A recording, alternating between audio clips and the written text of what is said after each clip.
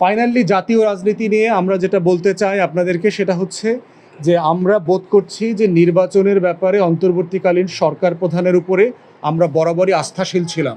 December 25 থেকে শুরু করে জুন 26-এর মধ্যে উনি যে ওয়াদা দিয়েছিলেন তার ভিতরেই নির্বাচনের তারিখ ঘোষণা করা হয়েছে।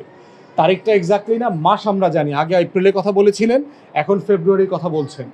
আমরা অন্তর্বর্তীকালীন সরকারের এই নির্বাচনের দিন তারিখ ঘোষণাটাকে আমরা স্বাগত জানাই এবং আমরা ওর ব্যাপারে আস্থাশীল।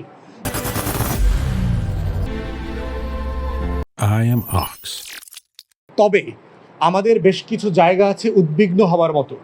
সেটা হচ্ছে সারা দেশে আইনশৃঙ্খলা পরিস্থিতি যেভাবে অবনতি হচ্ছে, সেখানে নির্বাচনকালীন সরকার অথবা নির্বাচনের সময়ে বিরোধী দলীয় প্রার্থীরা অথবা বড় দলের বাইরে যারা নির্বাচন করছেন তারা আসলে নিরাপদে নিশ্চয়তার সাথে নির্বাচনের ক্যাম্পেইন করতে পারবেন কিনা সেই ব্যাপারে আমরা যথেষ্ট উদ্বিগ্ন। আমাদেরও যারা নির্বাচন করবার জন্য মাঠে আছেন, কাজ করছেন, আমরা প্রায় খবর পাচ্ছি এখনই ব্যানার ছিঁড়ে ফেলা, ফেস্টুন ছিঁড়ে ফেলা, পোস্টার ছিঁড়ে ফেলা, তারপর নেতাকর্মীদেরকে হুঁশিয়ার দেওয়া, ভয় দেখানো যে এরা কেন এই এলাকাতে ওই দল করে। এই পরিস্থিতিটা আরও নিয়ন্ত্রণের বাইরে চলে যাবে আগামী নভেম্বর ডিসেম্বরের দিকে।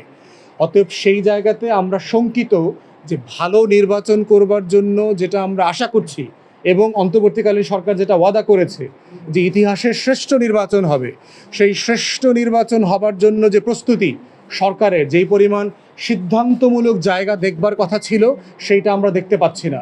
সারা বাংলাদেশের প্রশাসনের উপরে, বিশেষ করে পুলিশ প্রশাসন, আমলাতন্ত্র, এই রাষ্ট্রীয় যন্ত্রের উপরে সশস্ত্র বাহিনী, গোয়েন্দা সংস্থা, এদের উপরে যে পরিমাণ কর্তৃত্বশীল হওয়ার কথা ছিল, নিয়ন্ত্রণ হওয়ার কথা ছিল, সেইটা আমরা গত 1 বছরে দেখি নাই। অতএব এই ধরনের সিদ্ধান্তহীন বাস্তবতা রেখে একটা ভালো নির্বাচনের আয়োজন কতটুকু করা সম্ভব সেই ব্যাপারে আমরা শঙ্কিত। আমরা বোধ করছি এখনও ভালো সময় আছে। অন্তর্বর্তীকালীন সরকার যদি ডিসাইসিভ হয়, আগামী 3-4-5 মাসের ভিতরে বাংলাদেশের নির্বাচনের সুষ্ঠু পরিবেশ তৈরি করা সম্ভব। রাজনৈতিক দলগুলো সবাই ওনাদেরকে সাহায্য করছে, আমরা ওনাদের সাথে একসাথে কাজ করছি যে কিভাবে একটা গণতান্ত্রিক মূল্যবোধ রেখে একটা দায়িত্বশীল রাজনীতি করা যায়। আমরা রাজনৈতিক প্রতিপক্ষ আকারে একজন আরেকজনের সাথে কিভাবে দ্বিমতের সাথে হলেও একটা রাষ্ট্র গঠন প্রকল্পে একসাথে কাজ করতে পারি, সেইটা ঐকমত্য কমিশনে আপনারা দেখেছেন। আপনার রাজনৈতিক দলগুলোর সাথে প্রতিনিয়ত তর্ক করেছি, আলাপ করেছি, কিন্তু কাউকে বাপমা তুলে গালি দিতে হয় নাই, কাউকে পোস্টার ছিঁড়তে হয় নাই, কারো গায়ে হাত দিতে হয় নাই, ধাক্কাধাক্কি করতে হয় নাই।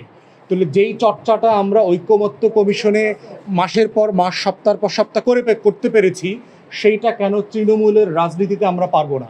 আমরা বিশ্বাস করি যদি আমরা রাজনৈতিক দলগুলো সচেতন হই, আন্তরিক হই এবং প্রশাসন সিরিয়াস হয়, তাহলে এই ধরনের একটা ভালো নির্বাচনের পরিবেশ সারা দেশে তৈরি করা সম্ভব।